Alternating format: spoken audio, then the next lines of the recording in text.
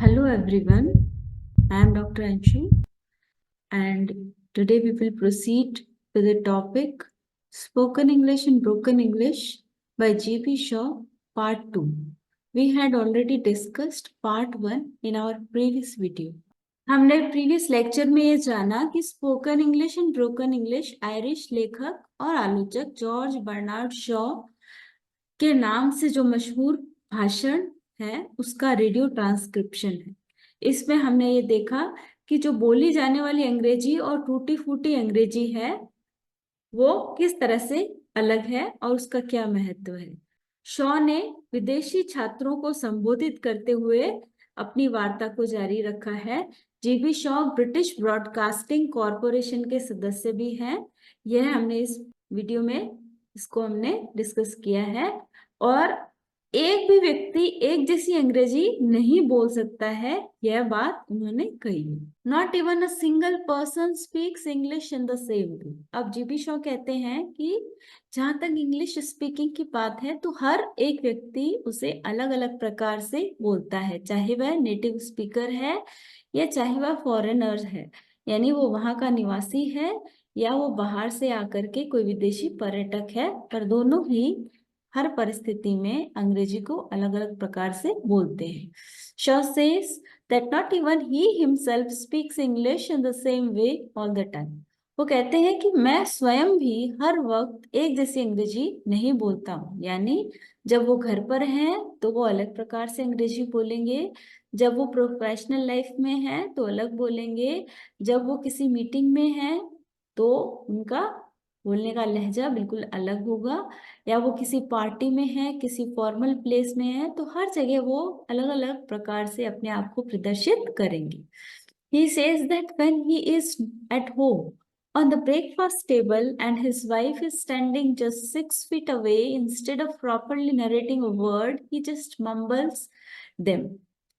Sometimes even his wife cannot understand what he is saying and scolds him to speak properly. अब वो ये कहते हैं कि जब वो घर पर ब्रेकफास्ट की टेबल पे होते हैं और अपनी पत्नी से सिर्फ 6 फुट की दूरी पर होते हैं तो वह किसी भी शब्द को ठीक से बताने के बजाय बस बुदबुदा देते हैं, यानी हल्के से धीरे से बोलते हैं। कभी कभी तो उनकी पत्नी भी उनकी बात को समझ नहीं पाती है और उनको इस बात के लिए डांटती है कि उन्हें अच्छे से इस बात को दोबारा कहना होगा। इस बात को समझाने के लिए उन्होंने एक एक्सपेरिमेंट शेयर किया है। To elaborate his answer, he says that his audience can do an experiment.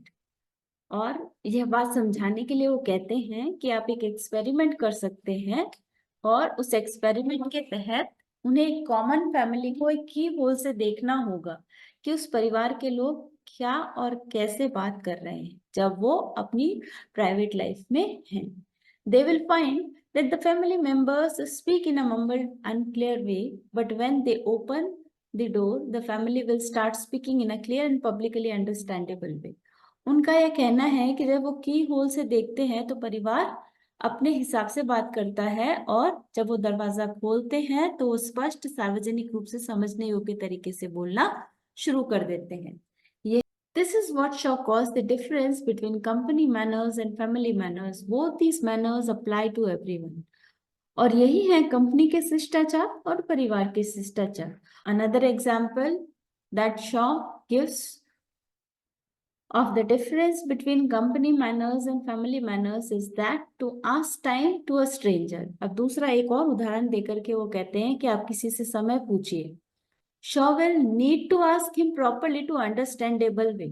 अगर उन्हें किसी से समय पूछना है अनजान व्यक्ति से तो बिल्कुल प्रॉपर तरीके से पूरा वाक्य बना करके पूछना होगा।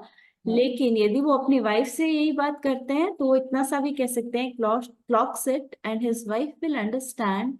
Shaw even says that he is talking to the listeners more carefully than he would speak to his wife. और वो ये कहते हैं कि वो बाहर ज्यादा ध्यान से बात करते हैं बजाय अपने घर परिवार में अपनी पत्नी से बात करते वक्त।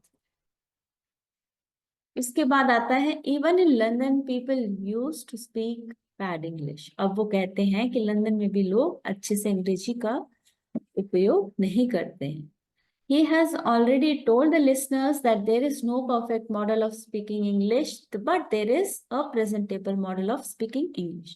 वो कहते हैं कि हालांकि उन्होंने पहले ये बताया है कि कोई भी परफेक्ट मॉडल स्पीकिंग इंग्लिश का हो ही नहीं सकता है, लेकिन एक प्रेजेंटेबल मॉडल जरूर हो सकता है कि इस प्रकार से बोलने से ज्यादा लोग आपकी बात को अच्छे से समझ पाएंगे। तो उस मॉडल पे आपको प्रैक्टिस करना बहुत जरूरी है। इन the words of Shaw, out of every 1,000 people, 999 people speak very bad English. अब वो कहते हैं कि करीब करीब 1000 में से 999 लोग अच्छी अंग्रेजी नहीं बोलते, यानी वो बहुत खराब अंग्रेजी बोलते हैं। However, they still understand each other's English very well because it is a presentable form of English. हाँ, उसके बावजूद भी वो एक दूसरे को अच्छी तरह से समझ पाते हैं, क्योंकि वो जो बोलते हैं वो एक प्रेजेंटेबल इंग्लिश फॉर्म है, यानी ऐसी अंग्रेजी जिससे वो एक दूसरे को अच्छे से समझ पाते हैं। The problem comes when native English speaker here foreigners speak. लेकिन जब प्रॉब्लम या समस्या आती है जब एक नेटिव इंग्लिश स्पीकर फॉरेनर को बोलते हुए सुनता है। It is true that no foreigner can speak English in proper voice and tone as a native speaker. और यह बात एकदम सत्य है कि कोई भी फॉरेनर बिल्कुल नेटिव या मूल निवासी की तरह अंग्रेजी प्रॉपर वॉइस में और टोन में बोलने की कोशिश नहीं कर पाएगा। Sometimes to speak proper English, foreigners also get the grammar wrong. और कई बार फॉरेनर्स जिस प्रकार के अंग्रेजी का इस्तेमाल करते हैं वो ग्रामर रॉन्ग भी होते हुए भी वो आपस में एक दूसरे की बात को अच्छे से समझ जाते हैं, क्योंकि वो उनकी प्रेजेंटेबल इंग्लिश है, which makes their speech highly confusing to native English speakers. Native English speakers के लिए ये स्पीच काफी कंफ्यूजिंग रहती है। Difference between the spoken English and broken English. To correct the above mentioned error and make themselves more understandable to native English speakers, Shaw says that foreigners should speak in broken English, which is English without proper grammar. यानी ऊपरी त्रुटि को सुधारना और स्वयं को अधिक समझाने योग्य बनाना देशी अंग्रेजी बोलने वाले शॉ का कहना है कि विदेशियों को टूटी फूटी अंग्रेजी में बात करनी चाहिए जो उचित व्याकरण के बिना की अंग्रेजी है। यानी जो विदेशी हैं, जो फॉरेन घूमने जाते हैं, किसी भी कारणवश वो फॉरेनर्स हैं, तो उन्हें टूटी अंग्रेजी में बात करना ज्यादा उपयुक्त रहेगा। He also gives an example to justify why speaking broken English is better than speaking proper English. When you don't have proper knowledge of the language, जब आपके पास appropriate knowledge नहीं है उस language की, तो टूटी फूटी अंग्रेजी बोलना ही बेहतर रहेगा। Ending of the transcript. At the end, Shaw concludes his speech that one should not fear traveling because of the fear of speaking bad English. अब शॉ अपने प्रतिलेख का अंत करते हुए कहते हैं अपने भाषण में कि किसी को डर के कारण यात्रा से नहीं डरना चाहिए कि भाई उसे अच्छी अंग्रेजी बोलने नहीं आती है तो अब वो यात्रा नहीं कर सकता है, बल्कि they will realize how little they need to know about speaking understandable English. He also says that it will be an insult to a native English speaker if a foreigner tries to speak proper English and the native speaker cannot understand his own mother tongue. So, broken में बोलना ज्यादा उपयुक्त रहेगा बजाय कि perfect अंग्रेजी बोलना। To summing up, spoken English and broken English, we can say that Shaw has emphasized language as an efficient tool of communication, and if with stressful efforts of getting the grammar and rules right, we are not able to communicate, then speaking with such efforts is of no use.